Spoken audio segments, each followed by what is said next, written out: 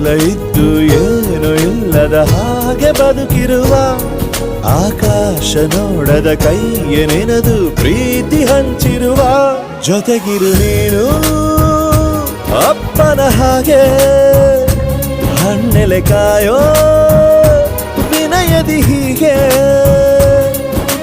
ನಿನ್ನನು ಪಡೆದ ನಾವು ಪುನೀತ ಬಾಳು ನಗು ನಗುತ್ತಾ ಬೊಂಬೆ ಹೇಳುತ್ತೈತೆ ಮತ್ತೆ ಹೇಳುತ್ತೈತೆ ನೀನೇ ರಾಜಕುಮಾರ.